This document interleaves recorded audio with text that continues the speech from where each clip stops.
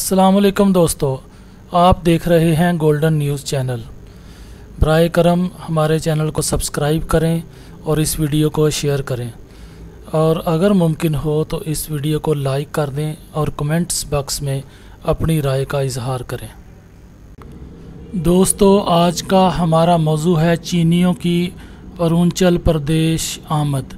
भारत अभी चीनी वज़ीर दिफा जनरल वी फिंग से मुज़ाकरात का दुख समेट भी नहीं पाया था कि अचानक भारतीय मीडिया पर ये खबरें ब्रेकिंग न्यूज़ के तौर पर सामने आने लगीं कि अरुणाचल प्रदेश में चीनी अफवाज दाखिल हो रही हैं।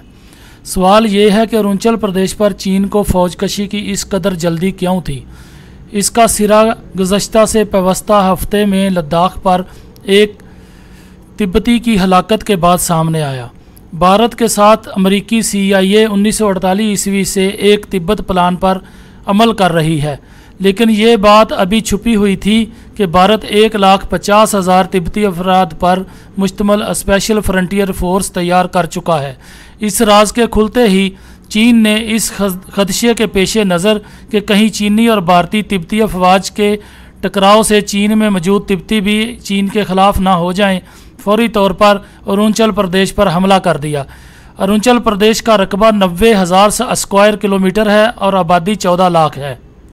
इससे पहले 3 सितंबर को चीनी वज़ीर दिफा जनरल वी फिंग और भारतीय वज़ीर दिफा राजनाथ सिंह से मुज़ाकरात भी भारत के लिए एक बड़ी सफारती शिकस्त थी, जिसके 48 घंटों बाद ही भारत को अरुणाचल प्रदेश जैसे सानहे का सामना करना पड़ा। मास्को मुज़ाकरात के शुरू होते ही भारतीय वज़ीर दिफा राजनाथ सिंह ने तेज़ लहजे में बोलना शुरू कर दिया, जिसके जवाब में चीनी वज़ीर दिफा ने कहा कि भारत अमन चाहता है तो कश्मीर से अपनी अफवाज को दूर ले जाए, वरना 50,000 भारतीय अफवाज की लाशें उठाने के लिए तैयार हो जाए।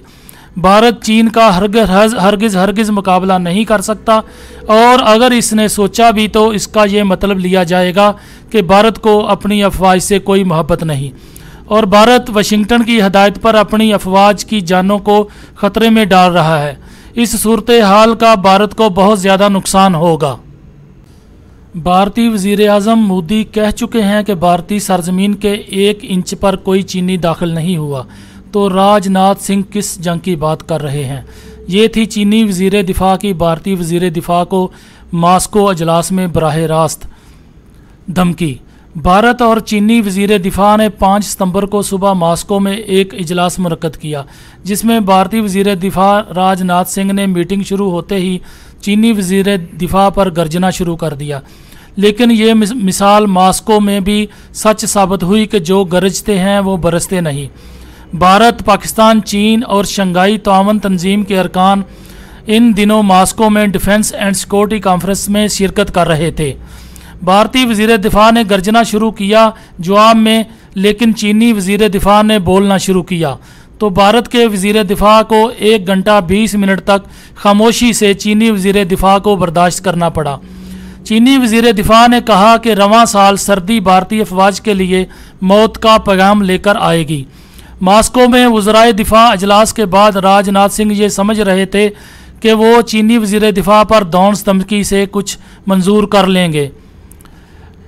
मुसादक राजनाथ सिंह सेक्रेटरी दिफा अजय उल्टी हो गईं।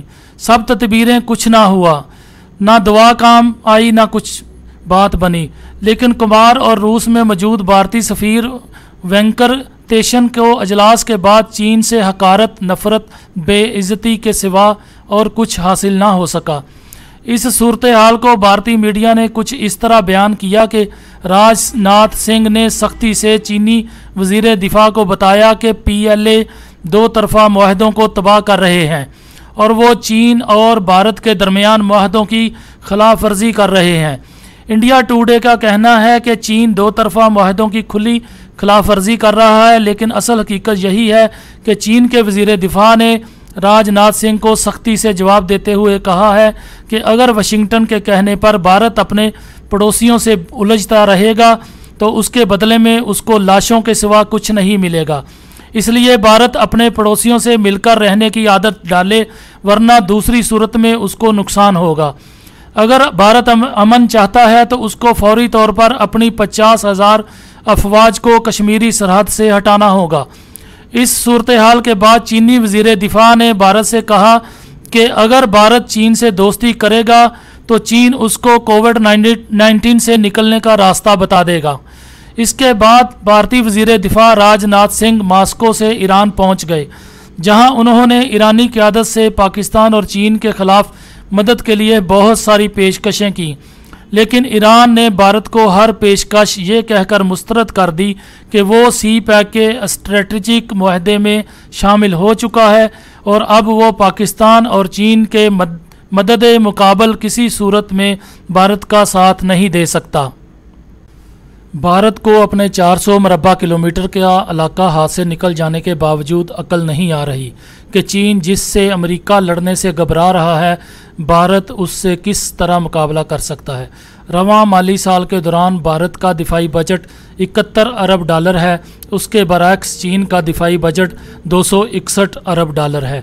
भारत की मईशत जंग और कोविड-19 की वजह से 24% घट गई है, जबकि चीन को कोरोना के बावजूद मईशत में किसी किस्म का कोई नुकसान नहीं हुआ।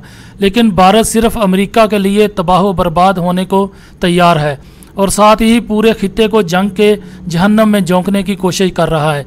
एक खबर ये भी है कि भारत पाकिस्तान भी 2 फ्रंट वार की तैयारी कर रहा है, जिससे जंग के खदशात पाकिस्तान पर भी मुंडला रहे हैं। गोल्डन न्यूज़ चैनल देखने के लिए शुक्रिया। बराए करम हमारे चैनल को सब्सक्राइब करें और इस वीडियो को शेयर करें। शुक्रिया।